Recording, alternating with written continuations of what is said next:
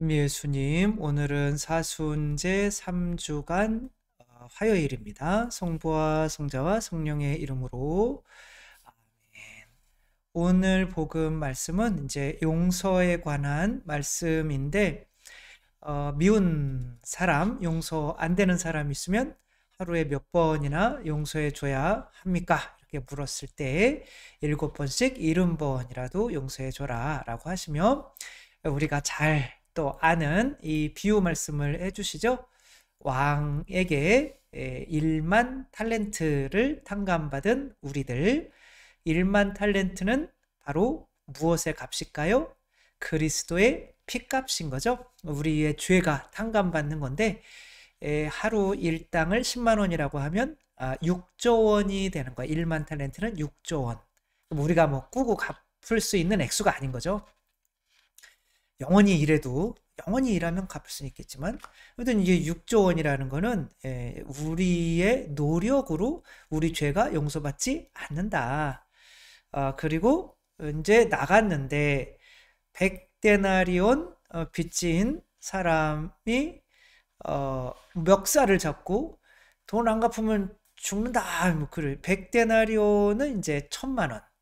그러니까 6조 원을 탕감받고 와가지고 1000만 원 빚진 사람의 멱살을 저렇게 잡는다?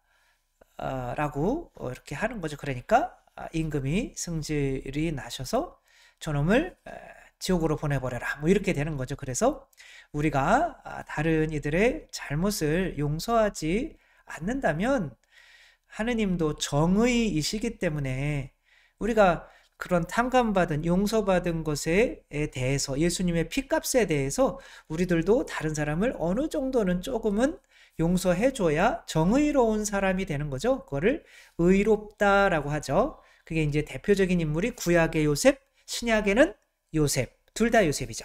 구약에서 이제 형제들이 자기를 팔아 넘겼지만 이제 자기 형제들을 용서하죠. 근데 그 형제들이 서로 이 잡힌 베냐민을 위해서 유다가 그러죠. 내가 얘를 위해서 대신 잡혀 있을게. 얘 죄값을 내가 치를게. 그걸 보고 요셉이 이제 용서를 해주죠. 구약의 요셉도 이제 성모님께서 잉태하신 걸 보고 조용히 마무리하려고 하는 이제 그런 것이 용서받은 사람들의 몫인 거죠. 따라서 우리 명심해야 돼요. 사람을 미워하게 되면 절대로 구원에 이를 수 없다는 거를. 그러니까 우리들이 이 세상에서 유일하게 배워가야 되는 딱 한 가지가 있다면 여러분은 뭐라고 말하겠어요? 바로 저희에게 잘못한 일을 저희가 용서하오니 저희 죄를 용서하시고, 그러니까 다른 이들의 죄를 용서하면 내 죄가 용서받을 수 있는 조건이 되는 거죠. 그러니까 용서하는 법을 배우는 게 이 세상에서 너무나 중요한 거죠. 근데 이 용서라고 하는 것이 예수님께서는 돈과 연관을 시키시는 거잖아요. 그러니까 너무 아까운 거죠.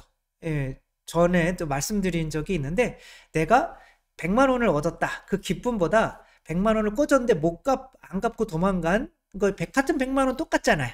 근데 이 100만 원을 얻은 기쁨은 100만 원을 잃은 기쁨의 반밖에 안 되는 거예요. 그래서 내가 100만 원을 얻었고 100만 원을 꽂았는데 못 갚았다면 지금 마음은 똑같아야 되는데 행복하지 않다는 거예요. 왜냐하면 잃은 것에 대한 고통이 더 크기 때문에 지금은 똑같은 상태이지만 100만 원 받고 100만 원 잃고 그러면 제로잖아요. 근데도 기분이 안 좋은 거죠. 왜냐하면 그 100만 원 있었으면 이런 걸 했을 텐데 그런 생각이 더 드니까 더 고통스럽다는 거죠. 그러니까 사람은 이제 얻는 기쁨보다 잃는.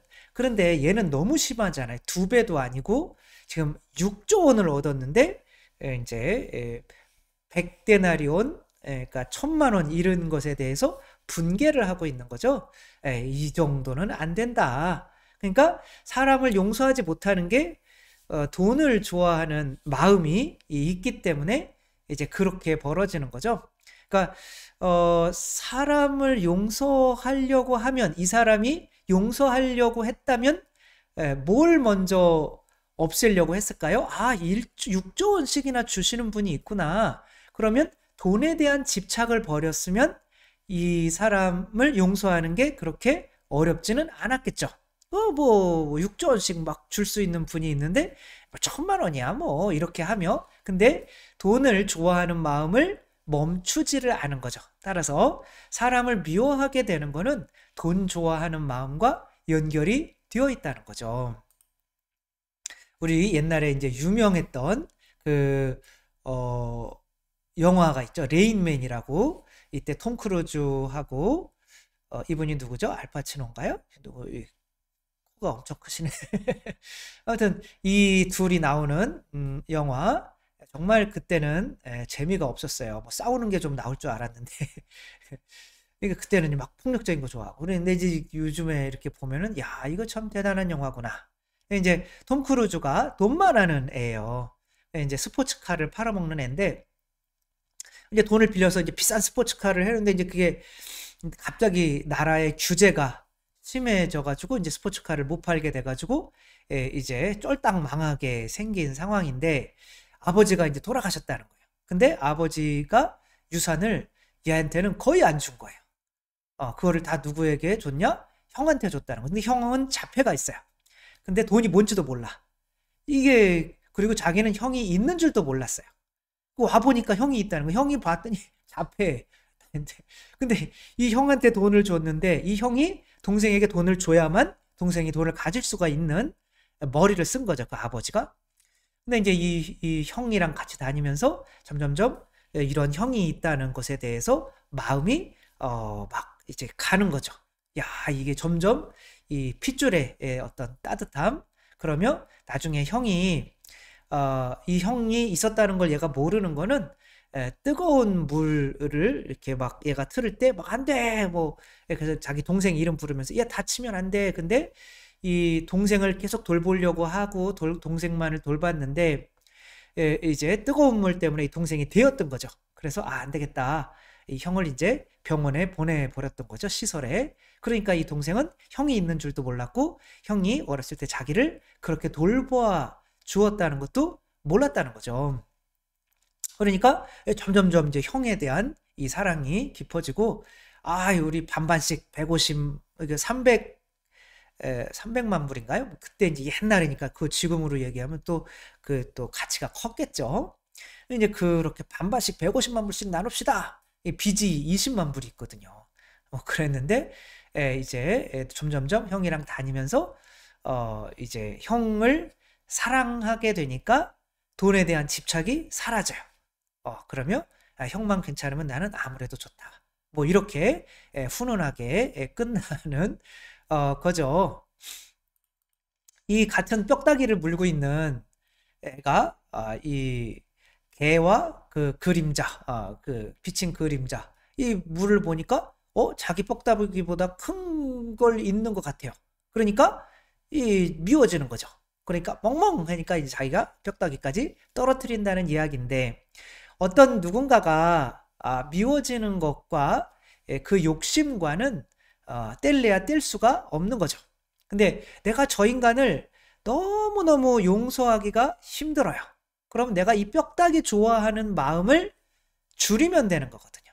그러니까 돈에 대한 욕심이 없어지는 거랑 사람을 용서하는 거랑 같다는 거죠. 얘도 그렇게 자기한테 돈 달라고 하는 인간들이 미웠었는데, 형을 사랑하고 보니까 처음에는 이렇게 미웠던 형이, 이런 형이한테 왜 아버지가 돈을 다 줬냐고 막 그러다가 이제 형이 좀 사랑스러워지니까 돈에 대한 욕심도 없어지니까 사람에 대한 미움도 사라진다라고 하는 이 영화였는데, 따라서 우리가 누군가를 용서하고 싶은데 잘 안 된다. 그러면 이 돈에 대한 욕심이나 육체적인 욕망이나 사람을 미워하는 거나 같은 자아에게서 나오는 거죠.